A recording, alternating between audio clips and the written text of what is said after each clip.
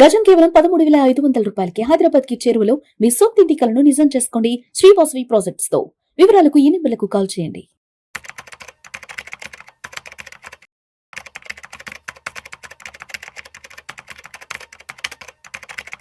నమస్తే రేవంత్. నమస్తే అండి. సో రేవంత్, 2025వ సంవత్సరం కంప్లీట్ అయిపోయి 2026వ నూతన సంవత్సరంలోకి అడుగు పెడుతున్నాం.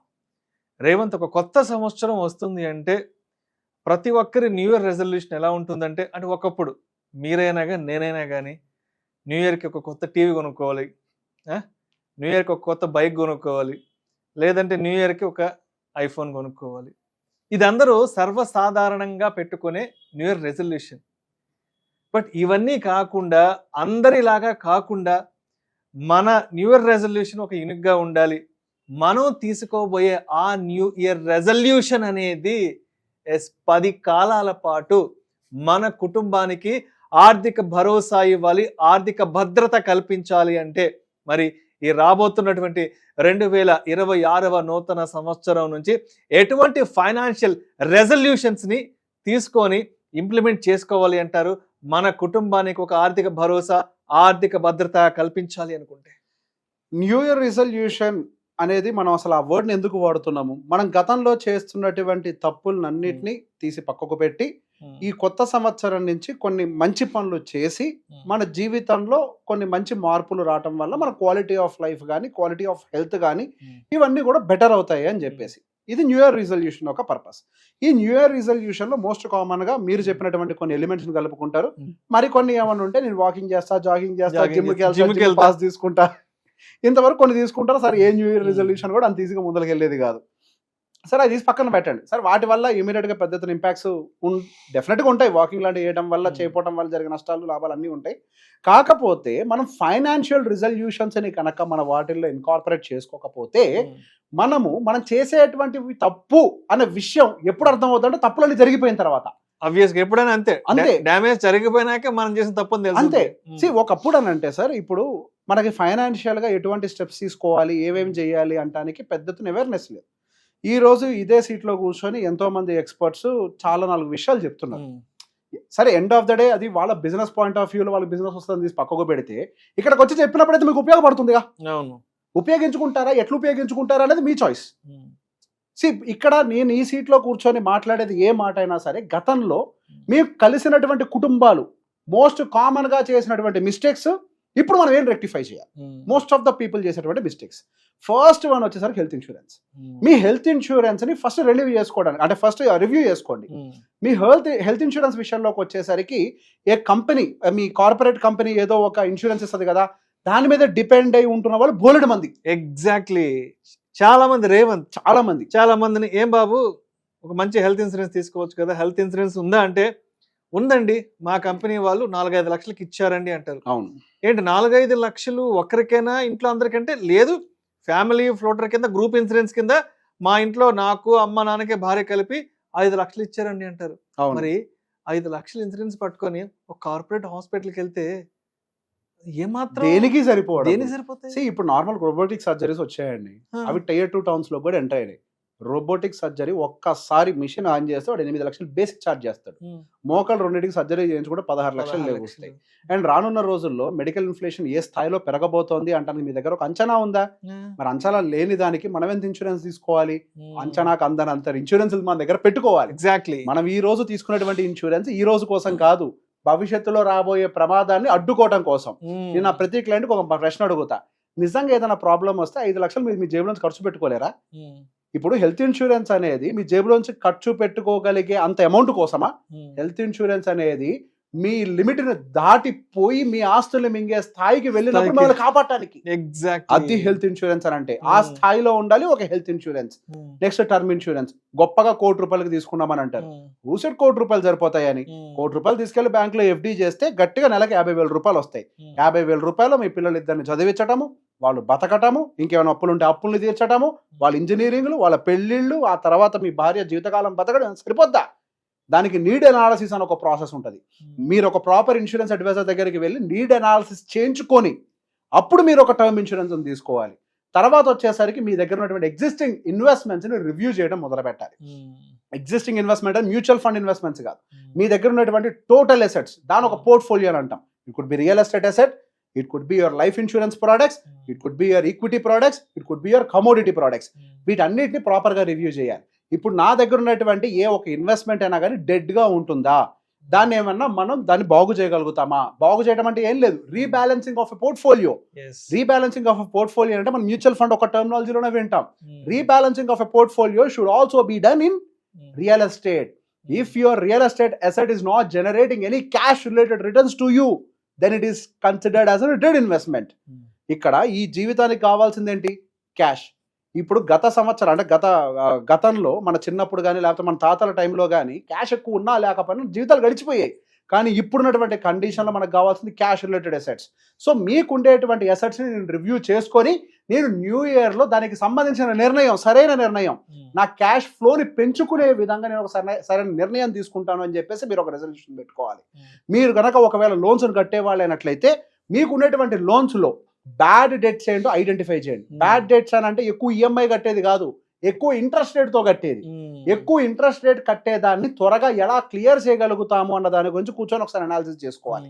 ఏదన్నా ఒక మంచి పర్సనల్ లోన్ 10.5%కి ఎవరైనా ఒక లిస్టు ఉంటే తీసుకొని అవసరమైతే 15%, 20% ఉండేటువంటి ఇంట్రెస్ట్ రిలేటెడ్ లోన్స్ ఏమైనా ఉంటే వాటన్నిటిని క్లియర్ చేసి 10% దాన్ని కట్టుకోవడం బెటర్. మనమేం చూస్తాము, పెద్ద ఈఎంఐ కడితే దాన్ని బ్యాడ్ లోన్ అంటాం. కాదు, పెద్ద వడ్డీ ఉంటే దాన్ని బ్యాడ్ లోన్ అని అంటారు. మీరు దానికి ఎక్కువ ఎక్సెస్ మనీని పే చేస్తున్నారు. సో ఎక్సెస్ మనీ పే చేసే వాటన్నిటిని అవసరాన్ని బట్టి రీఫైనాన్సింగ్ చేసుకునైనా వాటన్నిటిని క్లియర్ చేయటం వల్ల మీరు తక్కువ డబ్బులు కోల్పోతారు అట్లీస్ట్. అండ్ దాని తర్వాత మీ పిల్లల ఎడ్యుకేషన్కి సంబంధించి కావాల్సినటువంటి ప్రాపర్ అక్యుములేషన్ జరుగుతుందో లేదో ఒకసారి రివ్యూ చేసుకోవాలి. సో ఈ ఎడ్యుకేషన్కి సంబంధించి నెక్స్ట్ ఒక మనిషి జీవితంలో one of the major event ఏదైనా జరుగుతుంది అని అంటే పిల్లలకి సంబంధించిన education. The most expensive affair in one's life is education. దానికి మించిన ఖర్చు ఒక జీవితంలో మనం దేనికి పెట్టాం, మన ఇంటికి కూడా అంత పెట్టమేమో. ఇప్పుడు ఉండేటువంటి పిల్లలకి ఎంత డబ్బులు ఖర్చు పెడితే వాళ్ళకి 18 సంవత్సరాల వయసు వచ్చే టైంకి ఇట్ విల్ బి హ్యూజ్. అది మీ అంచనాలకు కూడా అందవు. సో రివ్యూ మళ్ళీ చేయడం మొదలు పెట్టండి. మీరు ఎమర్జెన్సీ ఫండ్స్ అనేవి కరెక్ట్గా ఉండేలా చెక్ చేయండి. ఎమర్జెన్సీ ఫండ్ లేకపోతే ఒక మనిషి ఎంత దారుణంగా డిస్టర్బ్ అవుతాడు అంటే దానికి వర్ణానితం ఆ ప్రాబ్లం. ఒక 3 months 6 months job lay off అయి ఇంట్లో ఉంటే వర్ణానితం. దాని తర్వాత ఎదుర్కొనే పరిణామాలు చాలా తీవ్రంగా ఉంటాయి. ఇంకొకటి ఏంటంటే జాబ్ లే ఆఫ్ అయ్యి ఒక 6 months, ఒక 1 year, ఒక 3 months ఇంట్లో ఉన్నప్పుడు ఏదైనా హెల్త్ అన్సర్టినిటీ వచ్చి ఏదైనా హెల్త్ డిస్టర్బెన్స్ అయ్యి హాస్పిటలైజ్ అయితే నిజంగా అది ఏమంటారంటే బ్రతికుండంగానే నరకం అనుభవించడం అనేది దారుణంగా ఉంది. ఎందుకంటే సొసైటీని ఫేస్ చేయలేము. ఎగ్జాక్ట్లీ, అవును. సో ఎమర్జెన్సీ ఫండ్ అనేది చాలా కీ రోల్ ప్లే చేస్తుంది. ప్రతి మనిషి జీవితంలో దాని అవసరం వస్తుందో రాదో నాకు తెలియదు. కాకపోతే అవసరం వచ్చినప్పుడు మాత్రం సెకండ్ ఛాన్స్ ఇవ్వదు. అది దోల తీర్చేస్తుంది. ఆ పరిస్థితుల్లోకి నెట్టబడకుండా ఉండాలి అని అంటే అదేంటి హెల్త్ ఇన్సూరెన్స్ మన దగ్గర ఎమర్జెన్సీ ఫండ్ ఉంది కదా అని అంటే తప్పు. Emergency fund every year review చేయాలి. మీ లైఫ్ స్టైల్ పోయిన సంవత్సరం ఈ సంవత్సరం ఒకటేనా? కాదు కదా, అప్గ్రేడ్ అవుతుంది కదా.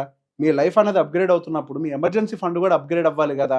3 నెలలకి సరిపడా బేసిక్ ఫండ్ మీ బ్యాంక్ అకౌంట్లో ఉండాలి ఖాళీగా. Minimum 3 months. 3 months డబ్బులు బ్యాంక్ అకౌంట్లో లేకపోతే ఏ చిన్న అవసరం వచ్చినా నెక్స్ట్ మీరు చేసే పని ఏముంటుంది?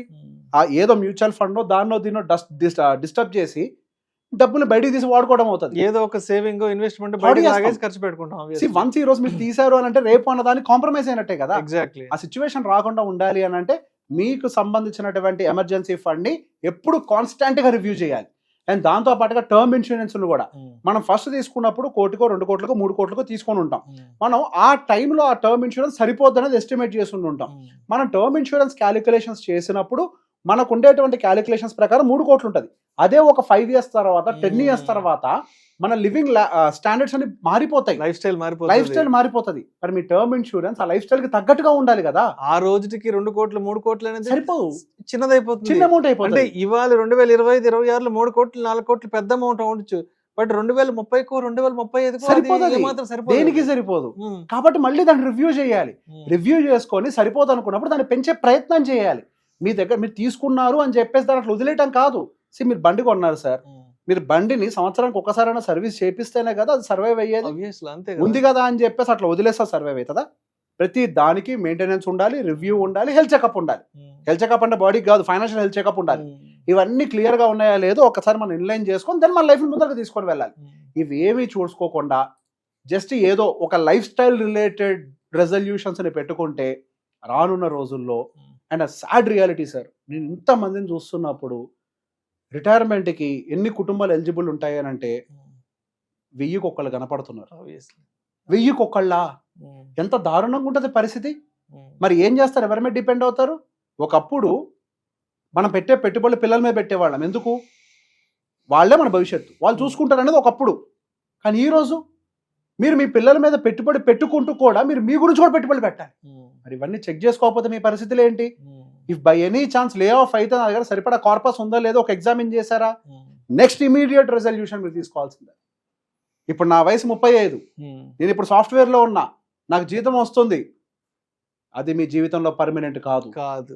మీ జీవితంలో జీతం అనేది ఒక పరిమితమైనది, ఒక పర్టికులర్ టైం ఫ్రేమ్ లో జరిగేటువంటి ఒక ఈవెంట్. అది ఒక ఏజ్ తర్వాత దాగిపోద్ది. ఇప్పుడు ఉన్నదాన్ని చూసుకొని నా లైఫ్ ఇలానే ఉంటుందంటే ఎవరు చెప్పారు? Who said? 35 ఏళ్ల వయసుకి శాలరీలో బోనస్లు అవి ఇవి వచ్చి బాగా పీక్ అవుతుంటది. 40 ఏళ్ళు దాటిన తర్వాత మాట్లాడండి, ఇదే మాట నేను ఒప్పుకుంటా. 40 ఏళ్ళు దాటేసరికి ఒంట్లో వణుకు పుడుతుంది. ఆ పరిస్థితులు రాకుండా ఉండాలి అని అంటే మీ ప్రతి ఒక్క ఫైనాన్షియల్ హెల్త్ చెకప్ చేయాలి. మీ ఫైనాన్షియల్ హెల్త్ చెకప్ మీరు చేసుకుంటే మీ ఫిజికల్ హెల్త్ చెకప్ నీడ్ ఉండదు. చాలా మంది జీవితంలో నేను గమనించింది, ఎర్లీ ఏజ్లో షుగర్లు, బీపీలు, థైరాయిడ్లు, ఈ సమస్యలన్నిటికీ కారణం వాళ్ళ వర్క్ అని అంటారు. 100% అబద్ధం. మీ పర్సనల్ ఫైనాన్షియల్ స్ట్రెస్. మీ పర్సనల్గా ఎప్పుడైతే ఫైనాన్షియల్ స్ట్రెస్ ఉండదో వర్క్ ఎందుకు స్ట్రెస్ అవుతుంది? Work is never stress. అది ఎప్పుడు స్ట్రెస్ కాదు. నువ్వు ప్రేమతో చేస్తే, ఇష్టపడి చేస్తే అది ఎందుకు స్ట్రెస్ఫుల్ జాబ్ అవుతుంది? నువ్వు దిక్కులేక నాకు కమిట్మెంట్స్ ఉన్నాయి కాబట్టి నేను పని చేస్తున్నాను నువ్వు అనుకుంటున్నావు కాబట్టే నీకు అది భారంగా మారింది. అందుకే నీకు ఆరోగ్య సమస్యలు వస్తున్నాయి. ఆరోగ్య సమస్యల కారణమే ఆ భయం. ఆ భయం పోవాలి అని అంటే ఐ హావ్ సీన్ పీపుల్ 48 ఏళ్ల వయసు సాఫ్ట్వేర్ ఉద్యోగం చేస్తున్నాడు, కావాల్సినంత కార్పస్ ఉంది, 5 గంటలకు గంట కొట్టగానే వెళ్ళిపోతాడు. ఆయన 5 నిమిషాలు ఎక్కువ పని చేయడు. పని చేయమనంటే కావాల్సిన ఉద్యోగం తీసేయాలంటాడు. కానీ ఆయన మాత్రం తీయరు. ఎందుకు? ఆయనకి పర్సనల్గా ఇంట్లో ఫైనాన్షియల్ స్ట్రెస్ లేదు. ఆయన ఫోకస్ అంతా చాలా క్లియర్గా వర్క్ మీద ఉంటుంది. 8 గంటలు పని చేసినా ఆయన ముట్టుకోరికి అసలు ఎవరు. 42 ఏళ్ళు, ఇంకొక 43 ఏళ్ళు అనుకుంటా. రేపు ఫిబ్రవరిలో రిటైర్మెంట్ అనౌన్స్ చేస్తున్నాడు నా క్లయింట్. ఆయనకు ఒక్క ప్రాబ్లం లేదు, ఫేస్లో టెన్షన్ లేదు. ఏంటి కారణం? ఎప్పటికప్పుడు రివ్యూ చేసుకుంటూ at any given point of time. Because వాళ్ళకి ముందే తెలుసు సాఫ్ట్వేర్ ఉద్యోగాలు పర్మనెంట్ కాదు అని. సాఫ్ట్వేర్ ఉద్యోగాల్లో ఉండాల్సింది అప్గ్రేడ్. ఒక వయసు దాటిన తర్వాత మనం దాన్ని అప్గ్రేడ్ చేసుకోలేము. మనకంటే టాలెంటెడ్ యూత్ ఉద్యోగాల్లోకి వస్తారు, మనకంటే ఎఫిషియెంట్గా పనిచేస్తారన్న విషయం వాళ్ళకి ముందే తెలుసు. వాళ్ళు ముందే వాళ్ళు ప్రొటెక్ట్ చేసుకోగలిగారు. వాళ్ళ లైఫ్ అంతా సాఫీగా సాగింది. ఇదంతా సాధ్యమైంది కేవలం వాళ్ళు రెగ్యులర్గా చేసుకునేటువంటి రివ్యూల వల్ల. మీరు న్యూ ఇయర్ రిజల్యూషన్ ఏదైనా ఉండాలి అని అంటే ఈ సంవత్సరం నుంచి నేను ఖచ్చితంగా నా యొక్క ఫైనాన్షియల్స్ని రివ్యూ చేస్తాను. నా ప్రతి ఒక్క పోర్ట్ఫోలియోని అవసరాన్ని బట్టి రీబ్యాలెన్స్ చేస్తాను. Which ever is not functioning without any emotion. Financials works with only with logic, not with the emotions అనే విషయాన్ని నేను బలంగా నమ్మి నా ఎమోషన్స్ ని కట్ చేసి నేను లాజికల్ డెసిషన్స్ మాత్రమే తీసుకుంటాను. ఇవి రియల్ రిజల్యూషన్స్. ఒక మనిషి ఎదగాలి అని అంటే దానికి కావాల్సిన ఒక financial discipline that comes with resolution. So మొత్తానికి న్యూ ఇయర్ రాబోతుందంటే రేపటి నుంచి పొద్దున్నే 5 గంటలు లేసి జిమ్కి వెళ్ళిపోవాలి, రేపటి నుంచి కొత్త డైట్ ప్లాన్ చేయాలి, లేదంటే కొత్త ఫోన్ కొనుక్కోవాలో, కొత్త బైక్ కొనుక్కోవాలో, ఇవన్నీ కూడా మన కుటుంబానికి ఏమాత్రం రక్షణ. కానీ అసలు మీరు అవన్నీ చేయాలి అని అంటే మీ దగ్గర ఫైనాన్షియల్స్ బాగుండాలి, డబ్బు ఉండాలి. అంతే కదా, ముందు డబ్బు ఉంటేనే రోజు పొద్దున్నే నెలకు ఒక 2000-3000 కట్టి జిమ్కి వెళ్ళగలను, లేదంటే 1,00,000 పెట్టి ఐఫోన్ కొనుక్కోగలం. లైఫ్ లాంగ్ దాన్ని ఎఫర్ట్ చేయాలి కదా. ఎఫర్ట్ చేయాలి. సో ఏదైనా సరే ఫైనాన్షియల్ రెజల్యూషన్ అనేది మన కుటుంబానికి పూర్తి ఆర్థిక భద్రత, ఆర్థిక భరోసా ఇవ్వగలిగింది అయితేనే అలాంటి రెజల్యూషన్ తీసుకొని కొత్త సంవత్సరం స్టార్ట్ చేద్దాం అంటారు. Exactly. Right. Thank you so much Revanth. Most welcome.